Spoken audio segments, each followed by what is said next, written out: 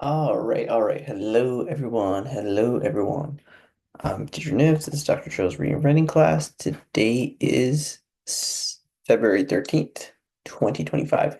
If you can hear me clearly, can I get a 47 in the chat? If you can hear me clearly, can I get a 47 in the chat? Awesome. So, Annabelle, is this your first class here? I moved from Monday to Thursday. Ah, okay, gotcha, gotcha. All right. I'm not too sure where everyone else is right now, but ideally they'll join sooner or later. But that's fine. In the meantime, you are going to have to be my here we have Xiaoya just joined. Um, okay, I was gonna say you were gonna have to read everything, but now we'll take turns. Before we move on, there was one homework activity I wanted to ask. Xiaoya, did you end up trying to sit still? No. Okay, okay. Try again today. Um, and that goes for you, Annabelle, as well. We had a discussion last class on how long people can just sit still. And everyone thought it was super challenging, so I challenged everyone to try it out. Derek, did you end up trying this? Sitting still? I kind of forgot. No worries, no worries, no worries. I implore you all to try it after class and see how long you can see how long you can go. All right, anyways, let us get started. So, Xiaoya, can you get us started by reading the book of the day? Educated by Tara Westover. Tara Westover was 17 the first time she set foot in a classroom. Born as a survivalist in the mountains of Idaho, she prepared for the end of the world by stockpiling home canned peaches and sleeping with her head for the hills bag. In the summer, she stewed herbs for her mother, a midwife and healer, and in the winter, she salvaged in her father's junkyard. Her family forbade hospitals, so Tara never saw a doctor or nurse. Gashes and concussions, even burns from explosives, were all treated at home with her herbalism.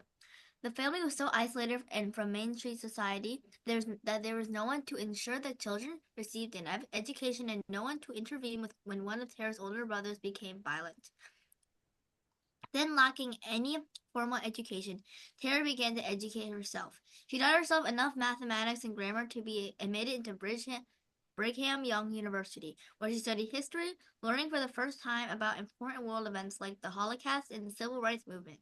Her quest for knowledge transformed her, taking her over oceans and across continents, to Harvard and to Cambridge. Only then would she wonder if she traveled so far and if there was still a way home. Awesome, awesome. Thank you for reading that, Xiaoya. So yeah, there are Brigham Uni is a crazy movie. Again, it's so yeah, this is very cool. It's a memoir of Tara Westover. And the story is quite interesting. I have this book I have not read myself completely, but I've read a synopsis of it. Very interesting, and I've there are many other stories like this where people sort of maybe not to this extreme, but there are a lot of people who come from really, really small towns, small villages, and have a totally different worldview and way of life, and then they come to the city, and it's a huge culture shock, right? Culture shift. And it's always interesting reading about those. So one thing here, herbalism. Who here knows what that is? Jaya. No, is Tara Westover a real person? Yeah, the author Oh, over here. So she was not sent to school before. Jeffrey.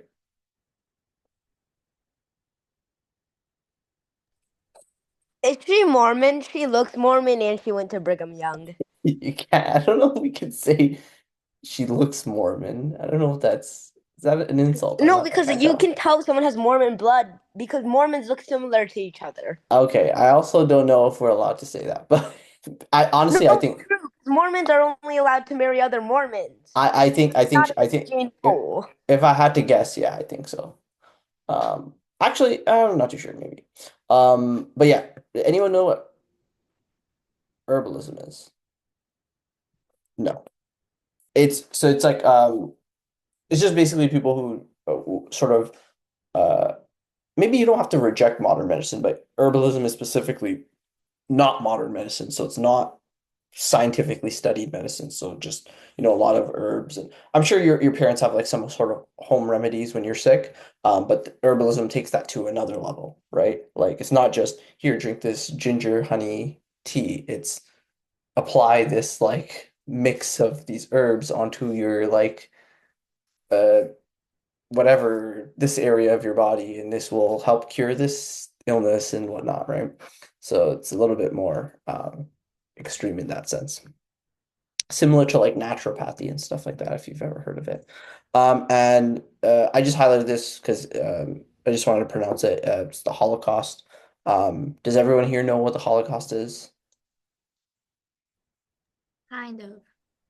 Okay, well, it's we don't have to go into all of it, but yeah, historic, terrible, uh, I guess genocide of people, of Jewish people in Germany.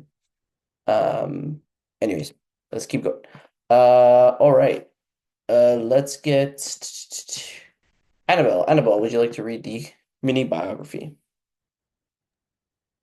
Tara Westover is an American author best known for her memoir Educated 2018. She was born in 1986 in Idaho to a survivalist family and was not sent to school. She taught herself and went on to study at Brigham Young University and later earned a PhD from the University of Cambridge. Educated tells her story of growing up in isolation and her journey to gaining an education. This book became a bestseller and received widespread acclaim for its themes and resilience and self-discovery. Awesome. Yeah. Very cool. The actual biography I got this from was much longer, but I had to cut it down. There's much more. Definitely read up on her. She's very interesting. Okay. So, quote of the day. Uh, this is interesting, but I want to see what you guys can extrapolate from it. It's strange how you give the people you love so much power over you. Now, explain this quote. Do you agree? As in, do you agree that it's strange? Um, and explain. I'm gonna cut this down to 5 minutes. Uh, 4 cents minimum. Yeah, we'll leave that there. And I'm going to start a timer. I'm gonna start the timer now.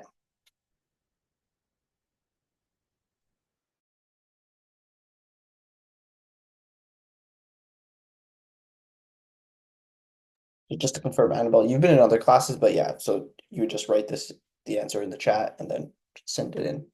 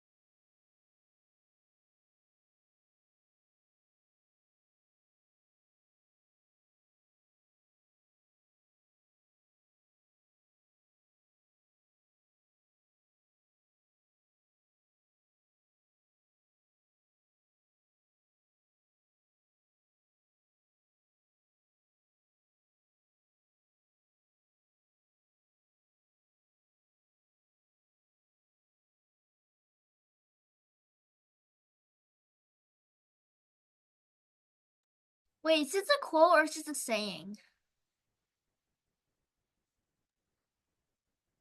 I guess this is a common saying. Yeah, because I I don't had no think of. idea what to say. I guess this is a common saying, but Yeah, there I it is I mentioned in asked her book. yeah. I asked my cousin for help. She said she had no idea on how to do it too. So Okay. I just I wrote like absolutely nothing. This quote makes too much sense to be analyzed. Usually quotes with comma layers as well. Exactly. Okay, I don't even know how to respond to that. Okay. So how much time do we have left? We still have about a minute 45 left. We'll see what we can do.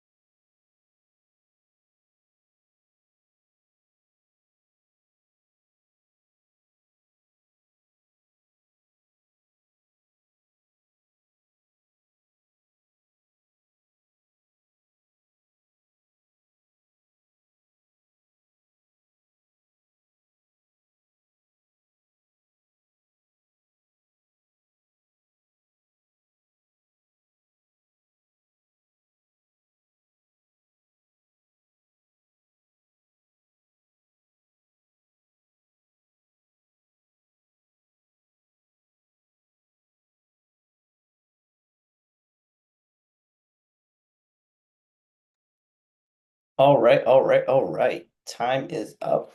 Let us see what we came up with so far. So, I'm gonna skip Jeffrey. Xiaoya, you have something to say? It's more of like a saying though, because like I mean, you know, saying quote, I mean, all quotes are really just sayings, right? I guess some quotes are not really said often, some quotes are said more often. But I didn't really know how to write this, and it was like kind of like stating something. It wasn't really like like teaching me anything. fair, no, yeah, not all of them have to teach you something. But okay, how about you read your response and then we'll talk about it. Um, this quote is telling us that many people put their loved ones in front of them. I agree with this quote because it tells us that our loved ones are the most important in our lives and are the ones that really matter. I don't know. I didn't know what to write. No, I think that's fair. That you interpret it as um putting your loved ones um in front of you makes a lot of sense, right? Um, because they're the ones that really matter. That's it. That's fair. Do we have any other responses? If you're not done, just submit what you have right now. And then you can just verbally just tell me what you want to add. Just because we have to move on from activity to activity. Okay, let's look at Annabelle's. Annabelle, would you like to read your response?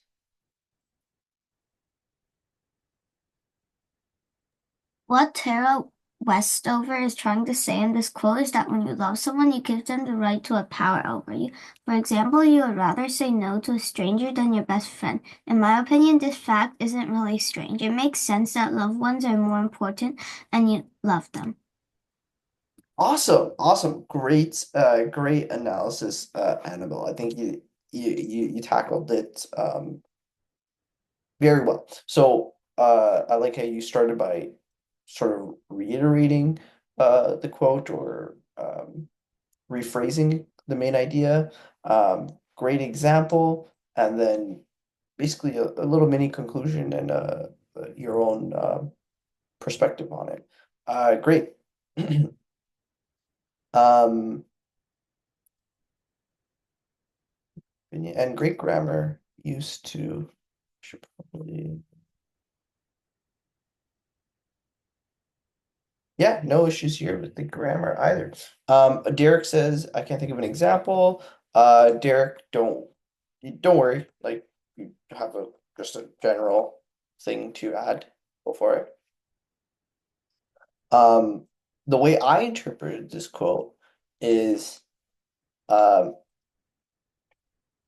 I interpreted that Tara Westover was saying this in a negative way. She says, it's weird how you give the people you love so much, sorry, you give the people you love so much power over you in a negative way. So like so much, let's just say negative power over you. And then when I thought of it like that, which is why I think she called it strange, um, it made a little bit more sense to me. And it is interesting, right? Like we let like a stranger can call us, can say we're a stranger can say you're stupid, might not matter, but a friend says it, and it has so much power, so much weight over you, right? Like it's way more impactful. We let our parents, we let them have their criticisms of us have way more power than a stranger and whatnot. But then that again goes back to what you guys were saying here, which it makes sense. You love them and they know you, generally, they know you very well. Otherwise, you probably wouldn't love them, right? Um, and so it is more impactful when someone says something when they know you and love you, right? So it makes sense, but I looked at it with another angle. Okay, let us continue. Okay, vocab of the day. Who wants to tackle this?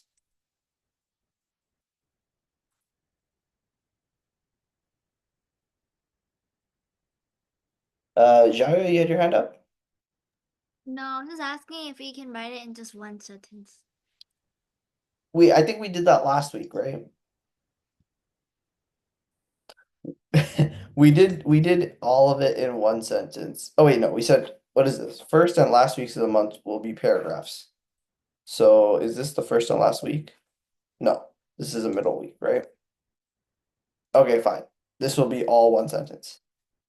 So, Annabelle, we have this little challenge in our class. The students like to try and fit all the vocab words in a grammatically correct fashion in one sentence. So feel free to join, or you could also just write a short paragraph. Up to you. But who would like to tackle reading this right now? Okay, I'm going to get Derek. Um, obstreperous. This is Uh, obstreperous. obstreperous adjective, noisy and difficult to control. The obstreperous children ran through the store, knocking over displays and ignoring their parents. Pernicious adjective, having a harmful effect, especially in a gradual or subtle way. Social media can have a pernicious effect and influence on young people's self-esteem. Sycophantic adjective, behaving in an overly obedient or flattering way to gain advantage. What? Uh, irascible. Irascible. Yes, nice. Oh, adjective, easily angered, having a temper. His irascible nature meant even the smallest inconvenience could set him off. Diffident adjective, modest or shy due to a lack of confidence. Her diffident presentation made it clear she was nervous in front of the crowd. Awesome. Okay, so I'm gonna put a 3-minute timer. And Can you see put if you. words in the chat? Yep, the words are actually already in the chat.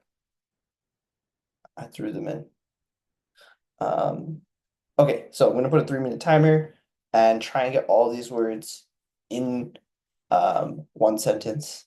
It has to be grammatically correct, and I want it to, be used in the correct sentence, in the correct way. I don't want you just be like, uh, oh, like the vocab words of the day were obstreperous, pernicious, sycophantic, whatever, right? I want it to be used properly. Okay. Um, did I start the timer? No. Okay, starting the timer now. Wasn't Derek says, wait, wasn't last week the first week? It was, but we'll start this new system starting now, okay? Sorry. Sorry. Yeah, well, Derek, you can still write a paragraph. You don't have to.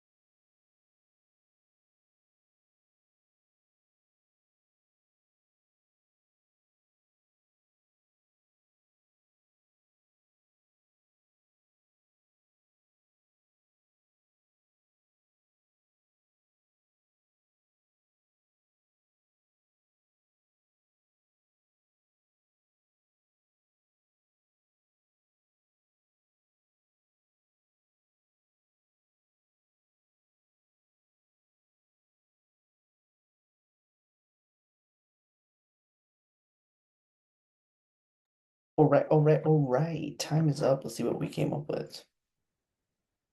This is from last week. Sorry, kept that on. All right.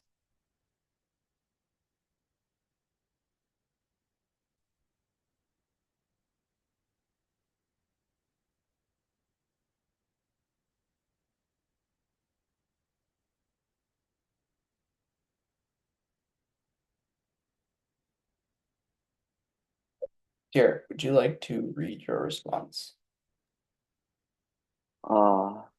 Okay. At school, he used diffident behavior to have a pernicious and sycophantic effect on others. But At his home, he was obstreperous and irascible, and could care less about anything that could ever happen. Diffident behavior to have a pernicious and sycophantic effect. Sycophantic behavior. But at home he was obstreperous and irascible and could care less about home. He was obstreperous. So this one would just be like, unless you're intentionally adding the and, this could just be a list of 3 items. He was obstreperous, irascible, and could care less about anything that could ever happen. This also sort of just describing him, just like almost like another adjective, right?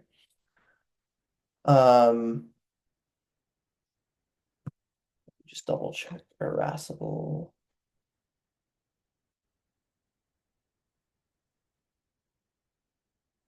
Okay, awesome. Now the only thing is, okay, yeah, no, this makes sense. Great, this is phenomenal. Actually, sentence makes a lot of sense. Only thing is using diffident behavior. I mean, you wouldn't see a sentence like this generally. Like it wouldn't be used as a. No one would use diffident behavior. You could. I would. It would be the sentence would make more sense if you said at school he was diffident, intentionally, to have a pernicious and sycophantic effect on others. And this would also have to make a little like generally you need to add more context, like why is him being like meek and shy having this effect on others. But sure, if in this world it does, and that's fair. Okay, Xiaoya, would you like to read yours? Bobby, the sycophantic teacher's pet, controlled all the obstreperous kids in a pernicious and irascible way, making the kids suddenly diffident. Controlled all the obstreperous kids in a pernicious and irascible make the kid. Fair. Good job. Good job. This great use of the non-essential clause here too to fit in that word there.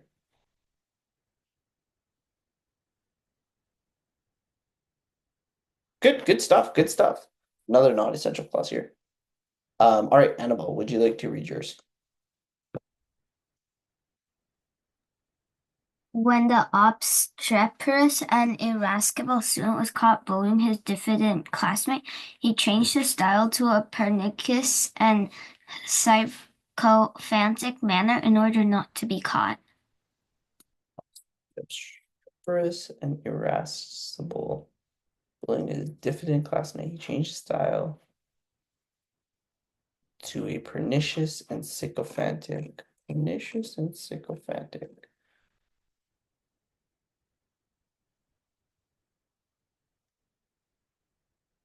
Nice. Nice.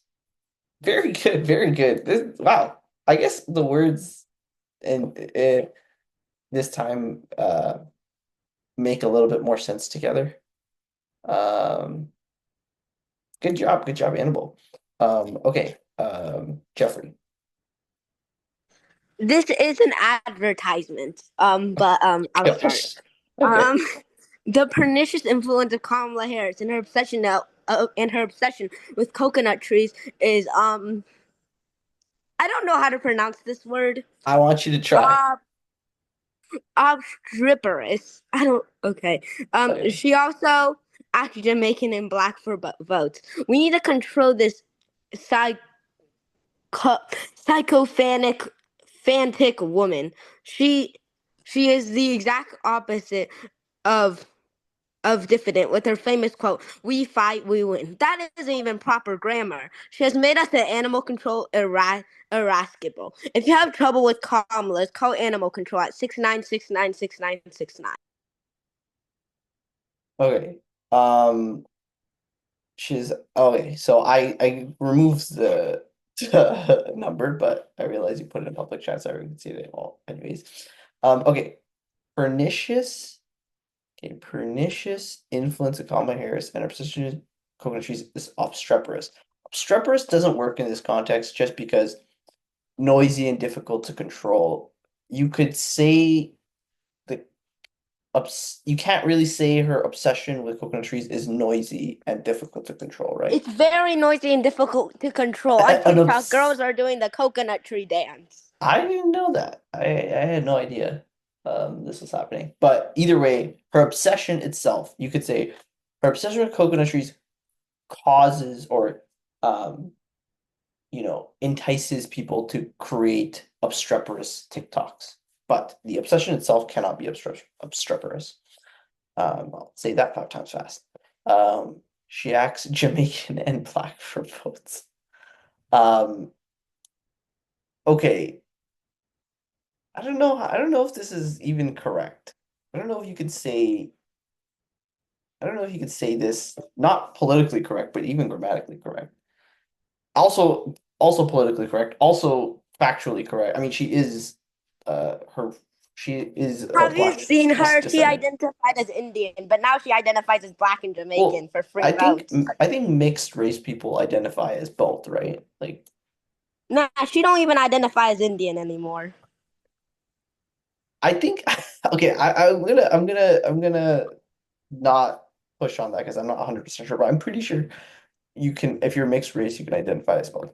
Anyways, all right, I'm just going to ask Jim. Okay, just for political correctness, I don't know if you can even say this. I'm going to highlight this.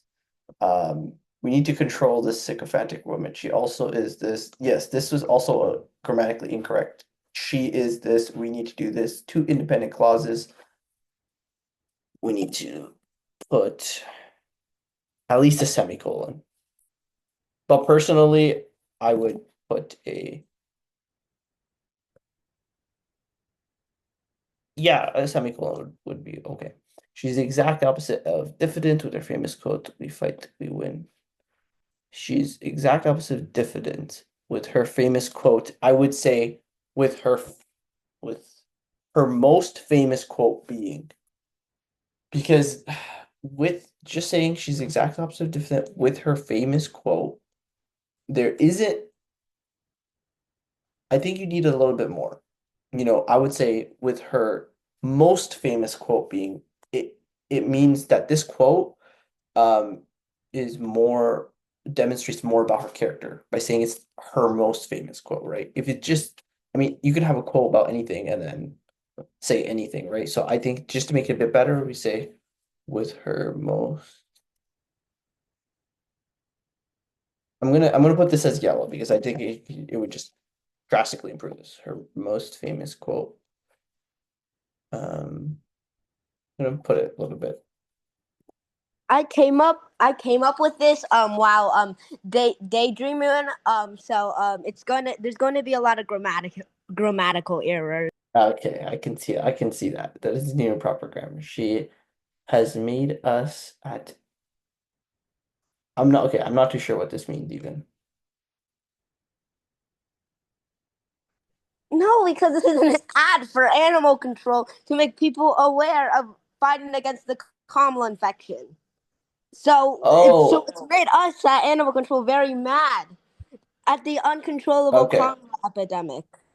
Okay, well, in that case, animal control is a proper noun, should be capitalized. I can't believe I'm entertaining this. Um, Animal control irascible. If you have trouble with Kamala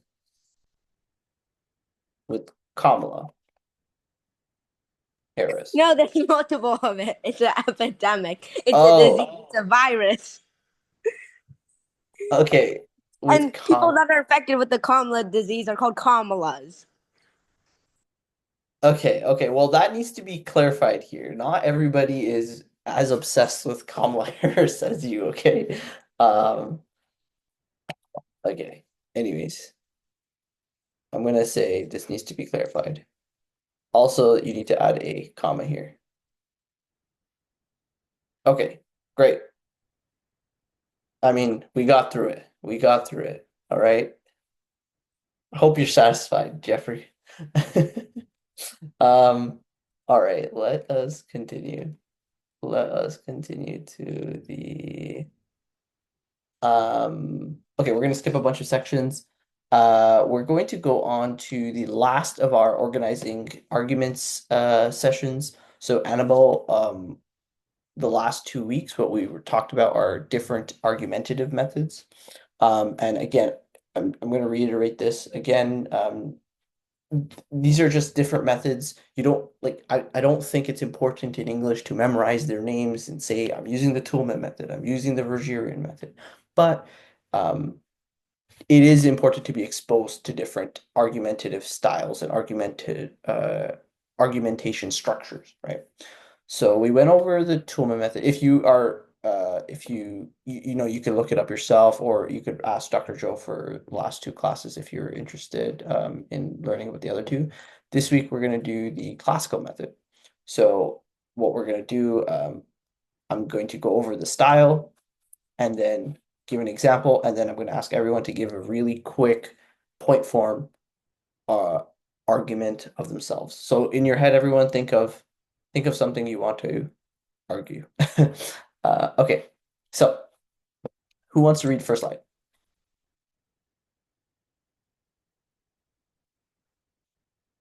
Okay, so I think I got Derek to read the vocab words last. So Annabelle read one of the things. Okay, Jeffrey, you're reading this one. That is so long. Okay. The classical method of structuring an argument in another common way is to organize your points. Originally devised by Greek philosopher Aristotle and later developed by Roman thinkers like Cicero and Quintilian. Who named their child Quintilian? Classical arguments tend to focus on issues of definition and the careful application of evidence. Thus, the underlying assumption of classical argumentation is that when all parties understand the issue perfectly, the correct course of action will be clear. The basic format of the classical method is as follows. Introduction. Introduce the issue and explain its significance. You should also establish your credibility in the topic's legitimacy. Statement of background. Present vital contextual and historical information to the audience further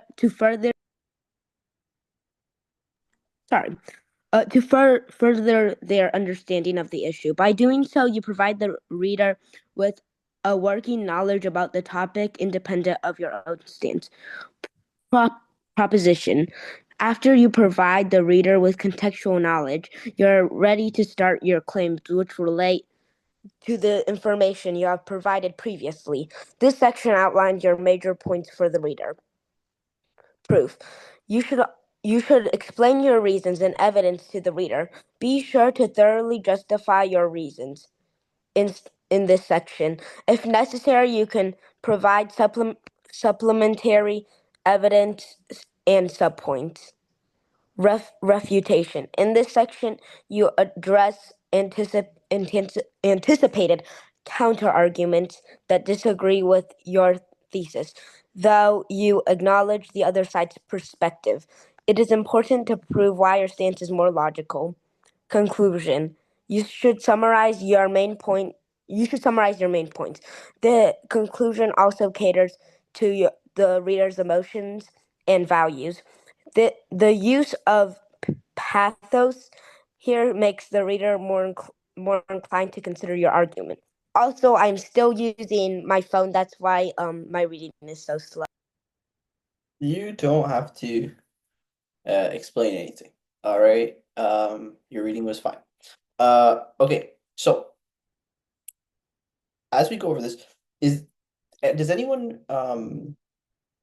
or has anyone noticed similarities between the three methods? Anything here that you find, hey, all the other methods did the same thing?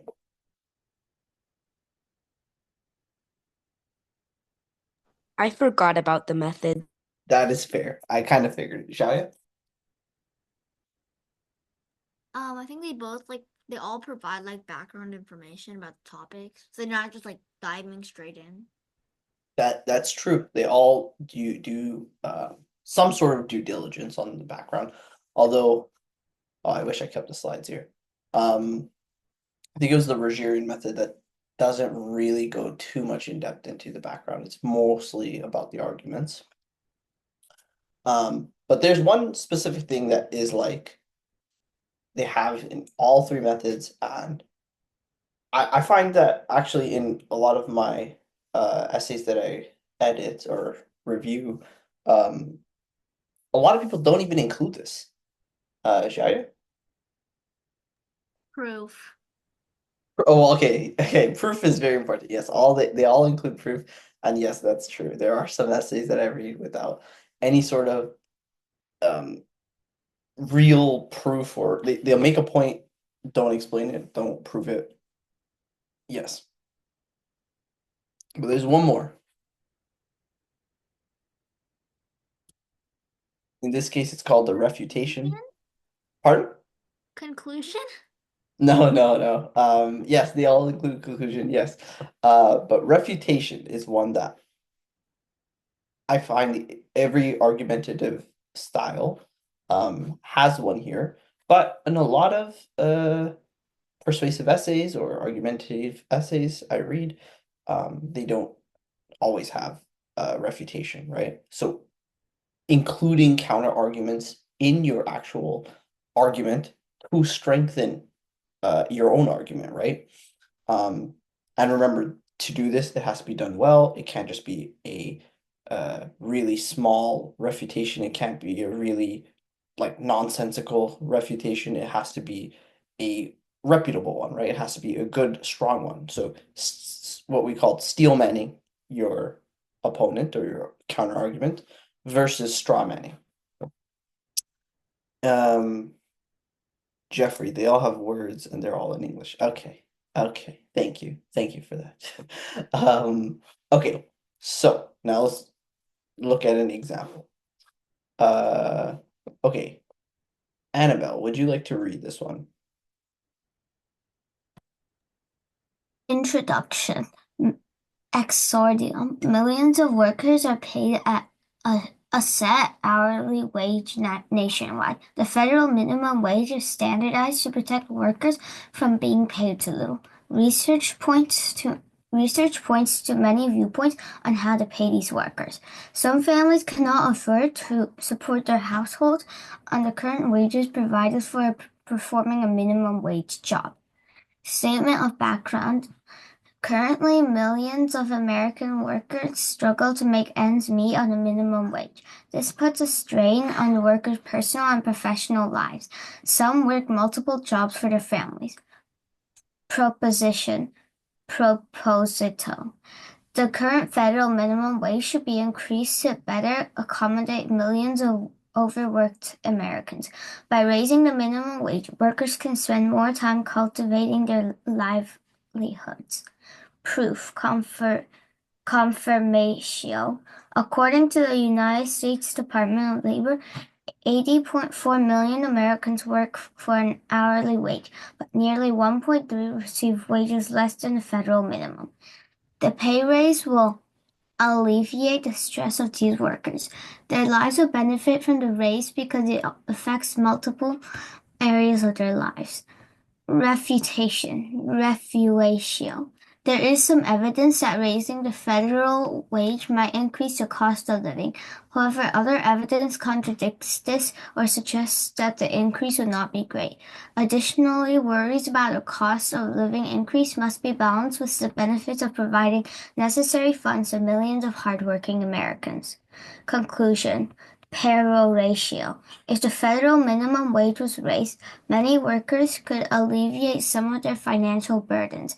As a result, their emotional well-being would improve overall. Though some argue that the cost of living could increase, the benefits outweigh the potential drawbacks. Awesome. Thank you for reading that, Annabelle. Knows a lot. But yeah, So another thing about this, another important thing about this style is that the refutation comes at the end. So right at the end, right before the conclusion. Um, Personally, I don't like the style just because of that. I do like having an introduction and a statement of background. This is how a lot of scientific papers are written, actually.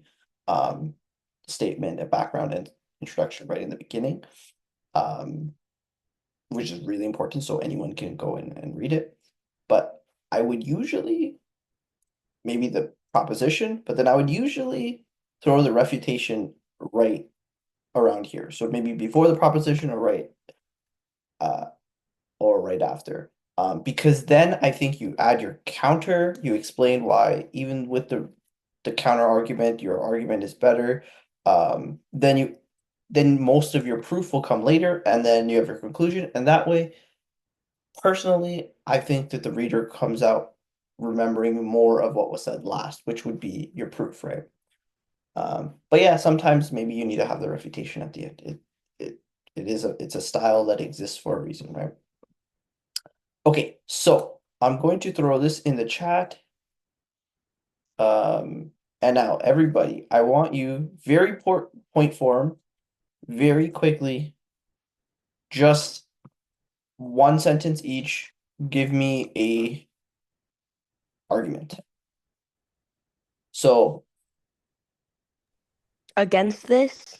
no, not again. It doesn't have to do anything with this. It could be anything that you're interested in. I think the first week we did, I think Jaoya did pineapple on pizza, right? And her argument for it. You could do uniforms in school. You could do pencils versus pen, cursive versus writing. Can we do the exact same topic as last time? Derek's asked that. No. I want something different, unique, interesting. Can we just rebut this passage? Because I have a good rebuttal. Okay, yeah, it's sure, go for it. So I'm going to give everyone it. I don't want it to be long, okay? So it's very quick, one sentence, maybe even doesn't even have to be grammatically correct for each little thing, right?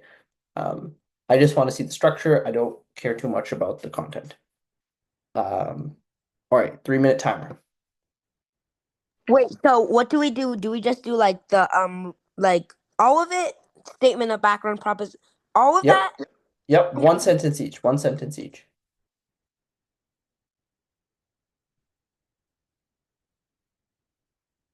or longer, but we don't have too much time.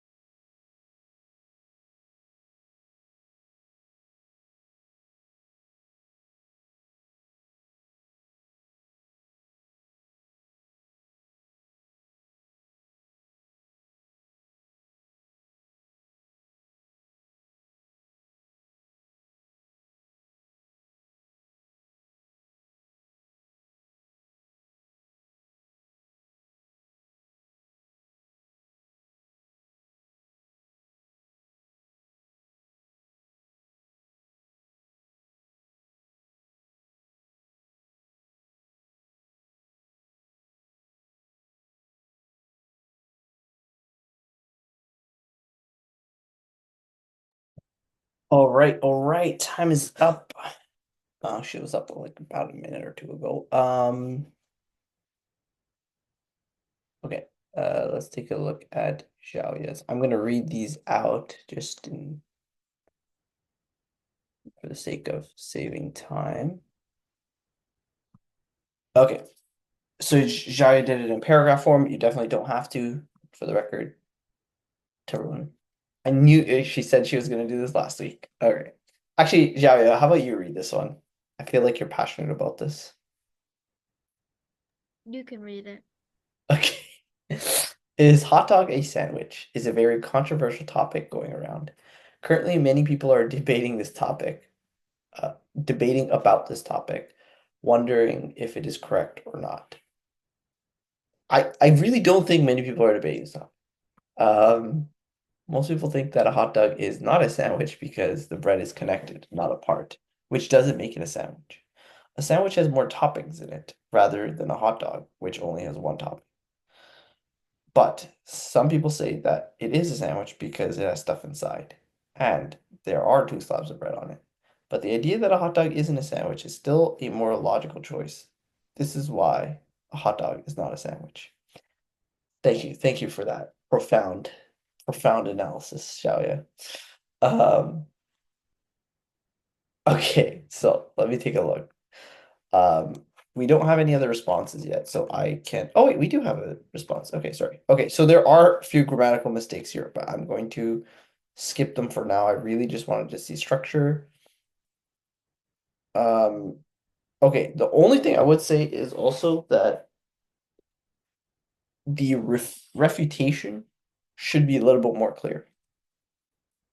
So, a hot dog, most people think that a hot dog is not a sandwich because the bread is not connected.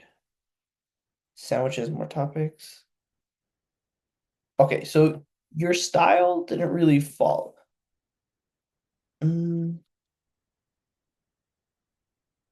So the refutation, this is sort of the refutation, right?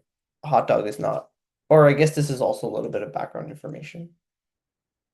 Some people say that a sandwich, it is a sandwich because, okay. Okay, the structure is a little bit off here.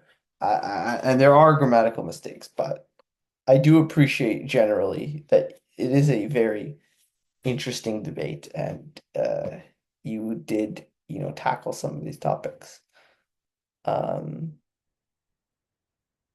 Okay, anyways, let's keep going. I try and get to the article of the day just like around 9 o'clock, so that's why I'm rushing. Okay, Jeffrey, would you like to read yours? How about you read mine? When you guys say that, I don't feel the urge to. I feel like I shouldn't be reading it. Okay. All right. Let's see. So we have to start with introduction. So you skip the introduction, that's okay. Anyway, statement of background. Millions of Americans want an increase in minimum wage, but they don't know the consequences of doing this. Proposition: the federal minimum wage should stay the same so prices and cost of living doesn't spike. Proof: I don't have proof because you only gave me 3 minutes. Proof could also mean some arguments, like your main points. Refutation: although this could not help the lower class, although this could help the lower class, doing this would increase inflation, which is already rampant and will hurt big and small businesses. If the minimum wage was raised, there would be many consequences that are often overlooked. Okay, nice. This is a good conclusion, actually.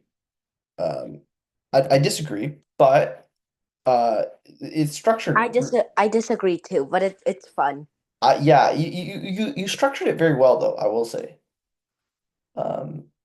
If you had some proof here, this should be a great argument. There was actually I also teach essay writing competitions, and last year's for this age range, the topic was about minimum wage actually, And this structure would have been great for that if you were arguing against increasing it. Sorry, it just reminded me of that. Okay, awesome. So, Annabelle, let's see what you've added. 1 second. Okay, paragraph form. Okay. Annabelle, would you like to read yours? Currently, most private schools in the U.S. require students to wear a uniform. However, there is no point in wearing a uniform when there is nothing special happening. Schools should remove the dress code. According to the school uniform statistics, 57% of private schools require a uniform. Although some people argue that students should wear uniforms to be neat, they don't see how annoying it is to search for your uniform for a long time just to get to school. Overall, students shouldn't have to follow the dress code. Awesome, awesome. So awesome, great stuff. This is structured very well. There's no intro, but that's fine. Currently in most private schools, however, there's no point in wearing a uniform when there's nothing special happening. So the main point, school should remove dress code. Great. These are some statistics. Obviously, if this was a real, like, I give you more time and I wanted real evidence. Technically, this wouldn't really be proof of anything. It would be important to add in your intro. So the intro would be more context, right? The proof, the statistic would be something like, this is the number of students, or this is the percentage of students that dislike their uniform. This is the percentage of students that, find the, or whatever. Here's a stat on how uniforms are more expensive than regular clothes. Like evidence to support your argument, right? This is still very important and it should be included in sort of background or intro. And overall shouldn't. So also another thing I would say is change the dress code to a dress code. Because yeah, every school, different dress codes, not uniform, right? And if you're saying get rid of it, or like they should have to follow it, then it's more general, like just any type of dress code. Okay, and then Derek.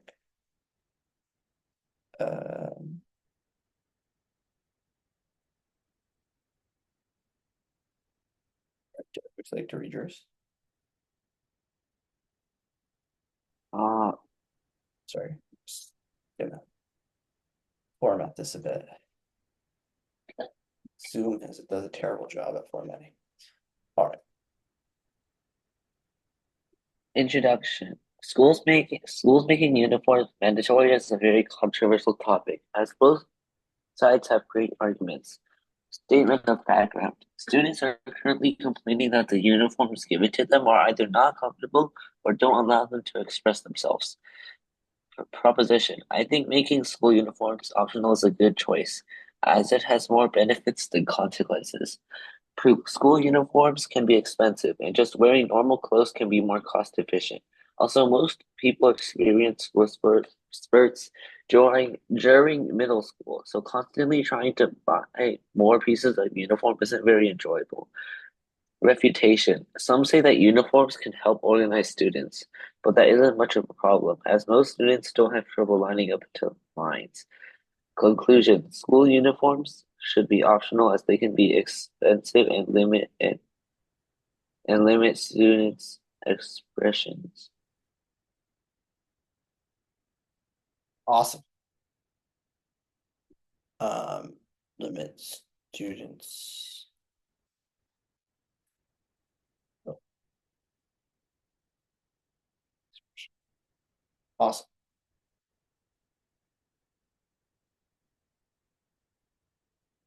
Uniforms can be expensive. Just the right now, clothes can be more cost efficient, although most people experience growth spurts during. Constantly trying to buy more pieces of uniform is very enjoyable.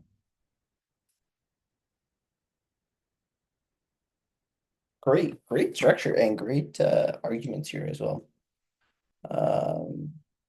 Students still have trouble lining up into lines. Great. I will say that this is a bit of a straw man because this isn't necessarily what it means by organize. But if you were, trying to intentionally straw man, this is a great example and great use of it, right? Because it does make this sound like this argument itself is super weak because you tackled it right away very easily. And this wording almost makes it seem like this is silly.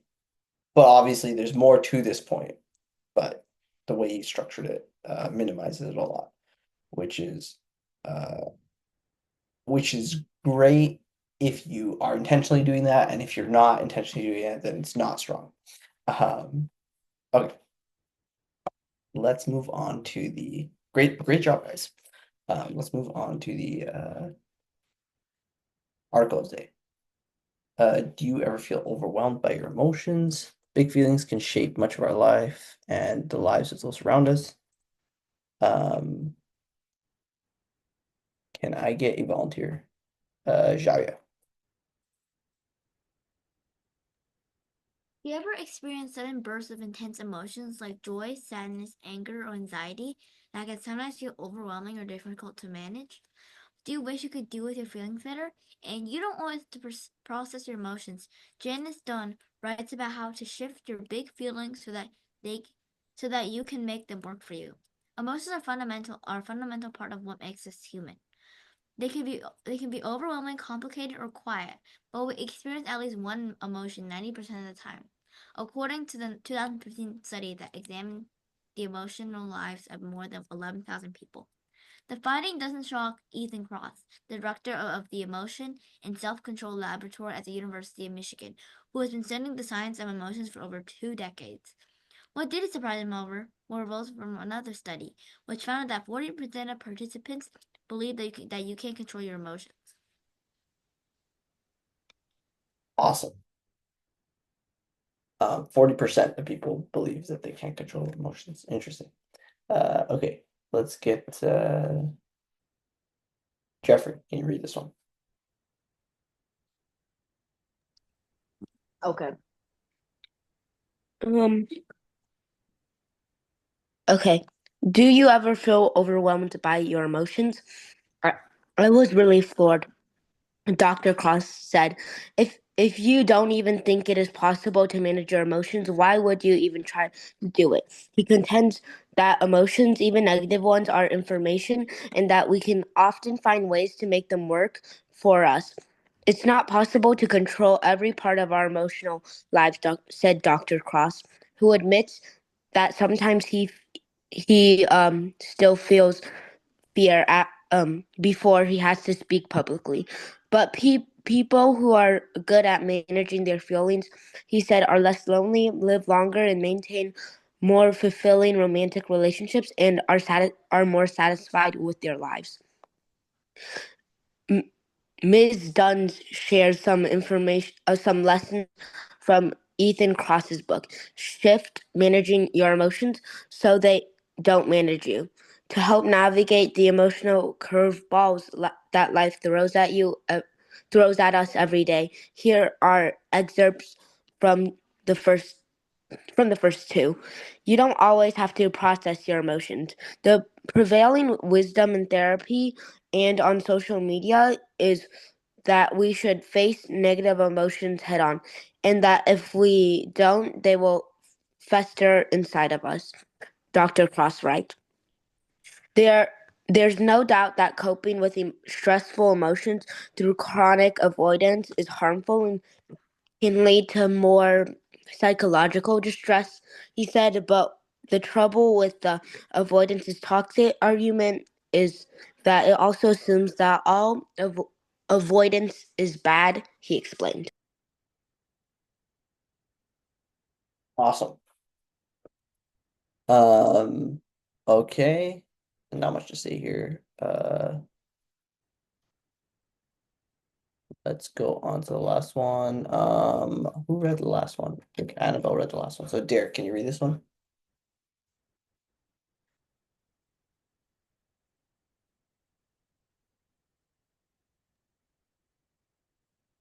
hold up.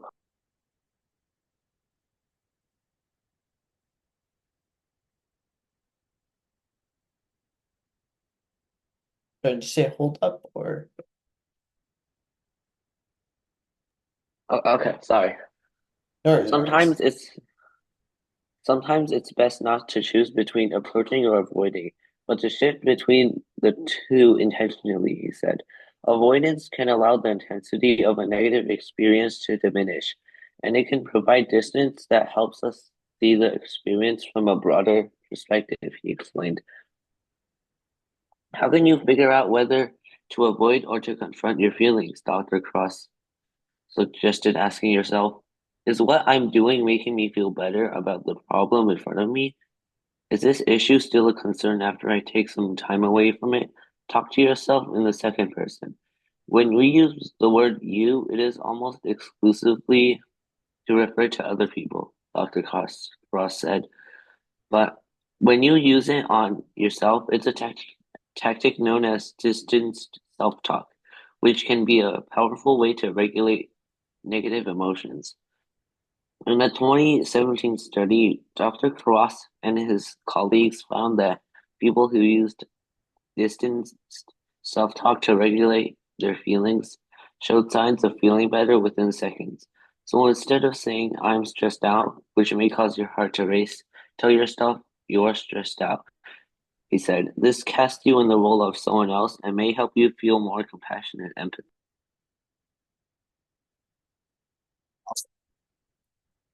Um, okay, so let's get started on some questions here. Okay, let's start with a quick and easy one. Just say 2 minutes. I don't know, we'll do 3 minutes. What did you learn about emotions from the article? Were you surprised that a study from 2007 found about 40% of participants believe that people can't control their feelings? And what more would you like to learn about emotional life of humans or about your own? So you don't have to sort of for Annabelle, when we ask these questions, you don't, unless I specify that you have to focus on one of the questions, you don't have to answer all of them. You can sort of just focus on the one that you prefer to focus on. But so for these ones, I do want sort of formal writing, no slang, none of that.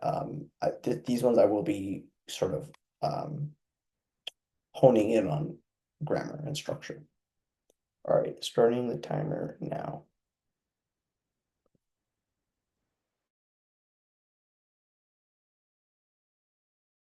Wait, all three of the questions? Yeah, or focus on one or two if you can't do all three.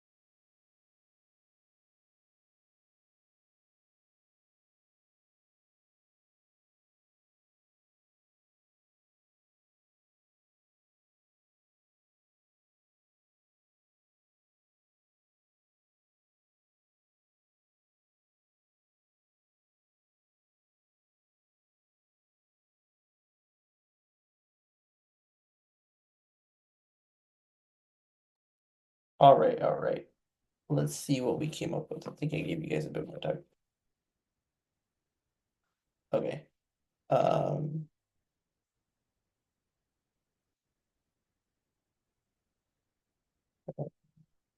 This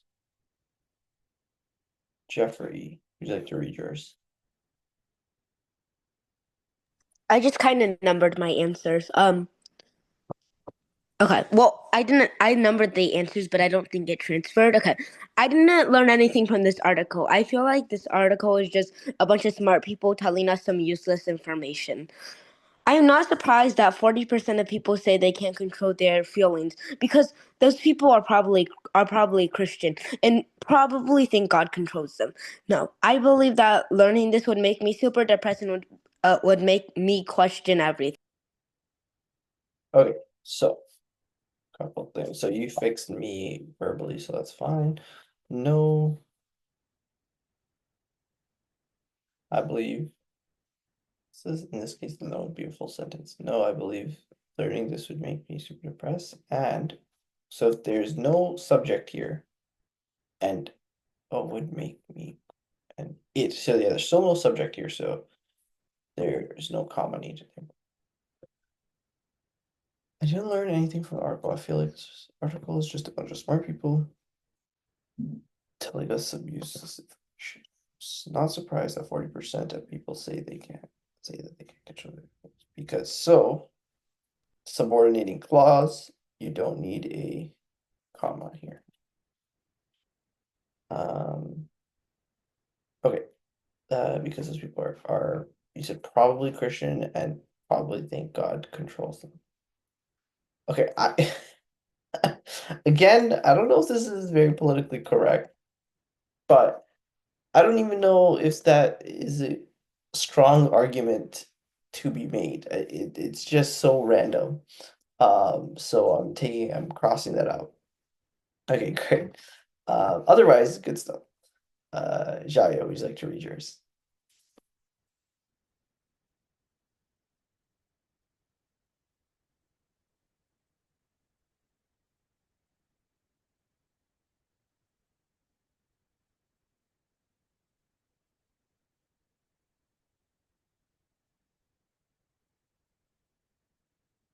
Jayo? Oh, Okay. sorry. This article taught me that controlling your emotions is actually very simple. It can really benefit in your life. What really surprised me is that this method is the method to control your emotions. It's so cool how when you use secondhand perspective, you can somehow calm down instantly. Awesome. So it's telling me that controlling your emotions is very simple and could really benefit your life. Could really benefit. Controlling your emotions could benefit in your life. So controlling your emotions, the control of your emotions could be of benefit in your life, but controlling your could just benefit your life. What really surprised me is the method to control your emotions. So cool when you see it, when you use secondhand perspective, you can somehow calm down. It's when you use secondhand perspective. Great, great, good stuff. Shout it. Yeah. We don't have any other responses in the chat yet, so for the sake of time, I'm just gonna move on to the next question. Oh, we have Annabelle's last minute buzzer beater submission. All right, Annabelle, would you like to read yours? This article taught me how you can control your emotions when they overwhelm you. Controlling your emotions could help you a lot. I am not surprised that 40% of people can't control their feelings because sometimes I get really angry and I don't want to do anything, and I understand how it feels. Because sometimes I get really angry and I don't want to do anything, and I understand. So I would actually just get rid of the I over here, just because that is not a complete independent sentence as well. So this is just, I'm not surprised because sometimes two things. I get really angry and don't want to do anything. And I understand how it feels. This is like a separate point on its own, right? So, and it's separated correctly with a comma and a coordinating conjunction. This article taught me.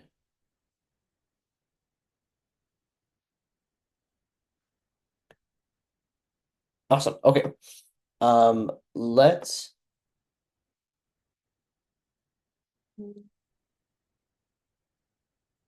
Okay. I think we can have this as our last one. So 3 minutes. What role do emotions play in your life? Do you think that they are ever a problem or an issue? If so, how? So 3 minutes starting now.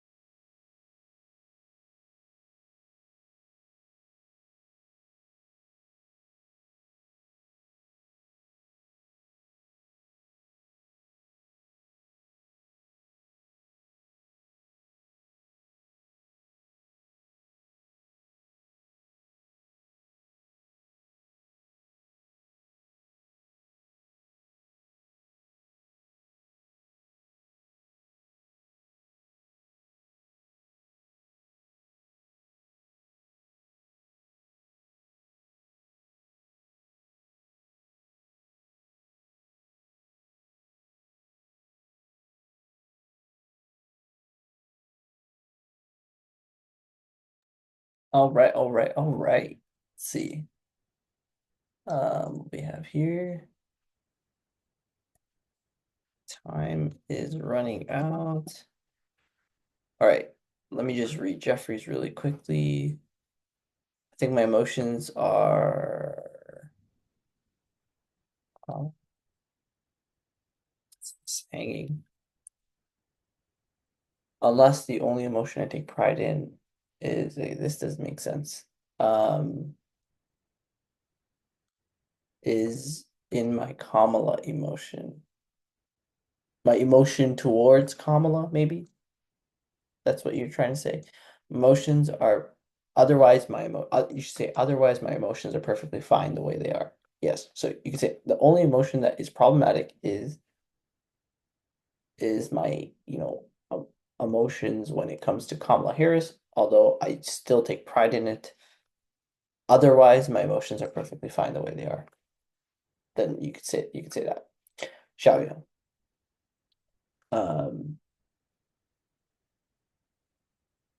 Sorry, Would you I like to read? muted. Emotions help me feel more empathetic to other people, which really helps me make friends or peers.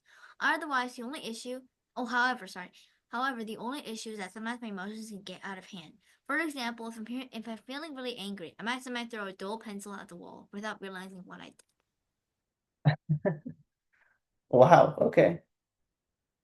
What are the only issues? Only if I'm like extremely angry. I just need something to take out my anger. Yeah, fair enough, fair enough. At I've only least done that like once though. So at least, you know, it's a dull pencil, and at least you didn't break the pencil. So that maybe that's not the worst thing. And it's not at people. Yeah, that's not the worst. That's not the worst outburst, right? I guess. But yeah, otherwise grammatically great stuff. Great stuff. Uh, Bold. Okay, Annabelle, would you like to read yours?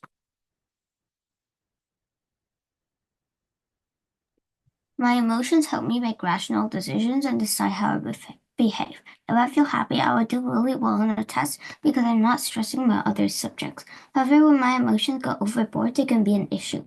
If I am angry or stressed, I won't do well on the test because I am constantly thinking about other subjects. I might also do something I would regret later. Awesome. Also, you added afterwards. Once I slapped myself really hard. Oh no. Fair enough. I think I've done that before too. My maybe I should tell you make so this is my emotions help me make rational decisions, which is interesting. You usually don't really hear that, but then hear you explain. If I feel happy, I would do really well on tests because I'm not stressing about other subjects. And you're saying stress is not necessarily an emotion, it's just a way of overthinking, and being happy, which is an emotion, helps you avoid the overthinking. Great. However, when my emotions go overboard, it can be an issue. If I'm angry or stressed, I won't do well on a test because I'm constantly thinking about the other subjects. I might also do something I would regret later. Great response there, Annabelle. Um, this is a very interesting analysis there. There's a book I read that went over studies about how happiness actually leads to more happiness because you just become more productive when you're happy. So like it's not like, oh, just study really hard, do well on this test, and then you'll be happy. It's more like be satisfied and happy generally, and then you will study better. So it's like sort of rethinking of traditional ideology around studying and being happy and things like that, right? Okay, awesome. So that is all for today, guys. The homework question here is, what is one skill you can do really well? Something, for example, you might win a competition for if there were such a thing. How did you discover you had a talent for it? Now, doesn't mean that you have to be internationally renowned in this skill. It could just mean, you're really good just generally. Like even if uh like you feel good that you're good at this thing. And how did you discover you had a talent for it? All right. So, um yeah, that's it for today. Oh, and then the bonus. I want you guys all to try this again if you can. Turn on a stopwatch, sit on a chair, close your eyes, and just try not to think of anything. Anytime you just like you start thinking about something like uh like too in depth, try and go back to like focus on your breathing or focus on whatever, right? Just try and sit there, do nothing, and try not to think of anything for as long as you can. If you do think of something, just try and go back to not think of anything, all right? And see how long you can hold up. I think my record was maybe like 12 minutes and then I gave up. So we'll see. Okay. I'll leave it there. That's all for today, guys. I will see you all next week. Goodbye. Bye. Thank you. Bye. Bye bye. Bye. Thank you.